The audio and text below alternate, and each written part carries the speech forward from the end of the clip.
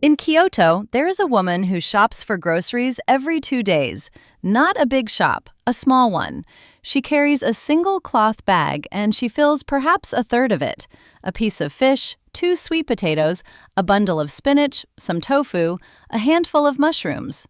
She knows exactly what these things will become before she pays for them. She will use all of it. By the time she shops again, the refrigerator will be close to empty. Not because she ran out, but because she planned to. Somewhere else this week, someone did a Sunday shop, a full trolley, enough for the week, maybe more.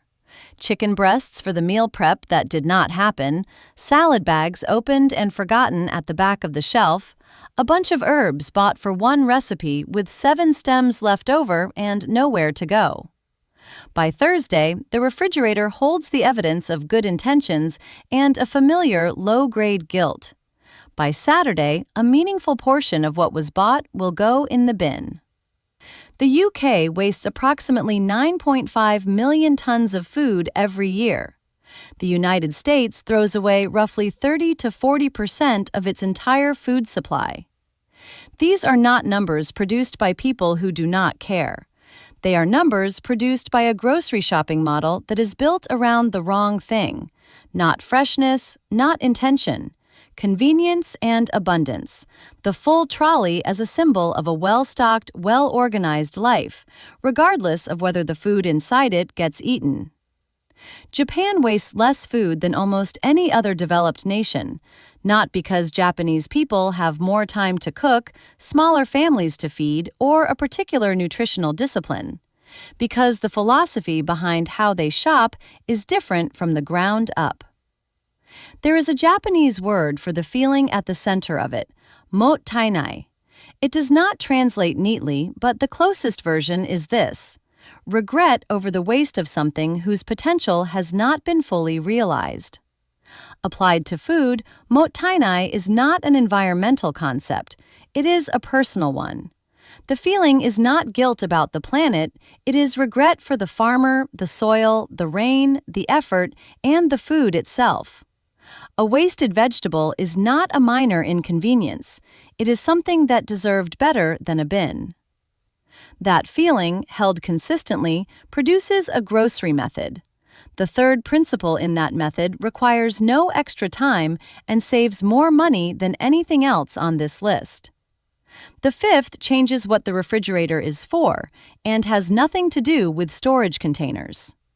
The first principle is this: buy for 2 or 3 days, not 7. The weekly shop is a Western invention built around the working week and the car boot.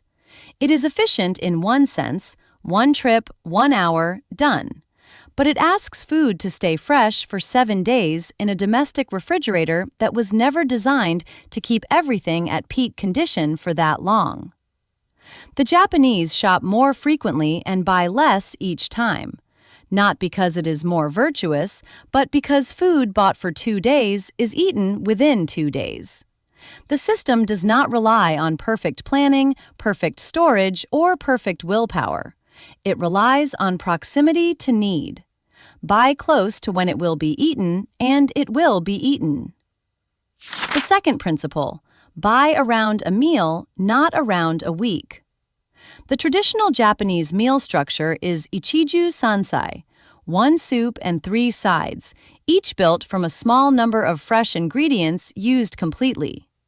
The grocery basket in Japan is organized around what those meals will be, not around a general sense of what might be needed. Before the shop, the question is not what should I stock up on, it is what am I making tonight and what does it need? Everything in the basket has a destination. Nothing is bought on the possibility of being used. This is the shift that eliminates the partial use problem: the half-used courgette, the open tin, the 3 tablespoons of coconut milk that never found a second recipe. If it enters the kitchen with a specific purpose, it leaves the kitchen in a specific dish. The third principle, the one that saves the most and costs the least in effort: shop what is freshest, not what is familiar. The Japanese concept of shun describes eating with the season, buying what is at its absolute peak right now, not what is available year-round. Produce that is in season costs less, tastes better, and lasts longer than produce that has been shipped across hemispheres to be available in February. A shopping list built around what is freshest at the market today rather than what was on last week's list is a shopping list that naturally selects for longevity and flavor simultaneously. Walk into the shop without a fixed list. Look at what is abundant, what is cheapest, what has the shortest journey from wherever it came from. Build the meals around that. The food lasts longer because it is closer to its peak. The cost is lower because abundance drives the price down. And the cooking is better because the ingredients are better. The fourth principle: the refrigerator is not a storage facility. In most Western households, the refrigerator is treated as a holding space, a place where food waits until it is needed, sometimes indefinitely. Things go in and do not come out until they are either used or disposed of. The back of the shelf is where food goes to be forgotten. In Japanese kitchen culture, the refrigerator is a short-term staging area, not a long-term storage solution. It holds what will be used in the next 2 to 3 days, nothing more. A refrigerator that is deliberately kept less than full is a refrigerator where everything is visible, everything is accessible, and nothing hides long enough to go off. The space itself is part of the method. Before the next shop, open the refrigerator and use what is in it rather than shopping around it. The shop happens when the refrigerator is nearly empty, not when it is still half full. The fifth principle, the one that changes the refrigerator without buying a single container: put the oldest things at the front. Every time the refrigerator is restocked, older items move to the front, new items go to the back. This is the same rotation system used in every professional kitchen in the world and almost no domestic one. Food is eaten in the order it was bought rather than in the order it happens to be reached first.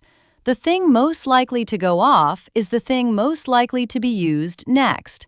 It takes 30 seconds per shop, it requires nothing new, and it is the single mechanical habit that prevents the silent accumulation of forgotten food at the back of the shelf that becomes the weekly guilt trip every time the refrigerator is cleaned.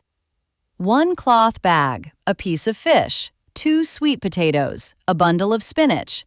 The woman in Kyoto is not shopping less because she has less. She is shopping less because she understands what food is for. It is not inventory. It is not reassurance that the week is covered. It is something that will become a meal, eaten by someone who was glad it was fresh. 5 principles, none of them requiring a meal plan, a spreadsheet, a new container, or a single extra hour of effort. Start with 1. This week's shop, not next month's. Pick the principle that fits the way you already live and add it to one shop. A cloth bag and a shorter list is not a sacrifice. It is a different relationship with food, and the bin at the end of the week will be the evidence of it. What went in your bin last week that you bought with the intention of using? Tell me in the comments. And if someone in your life throws away more food than they would ever admit to, send this to them today. The Sunday trolley has a better alternative, and it takes less time, not more. I will see you in the next one.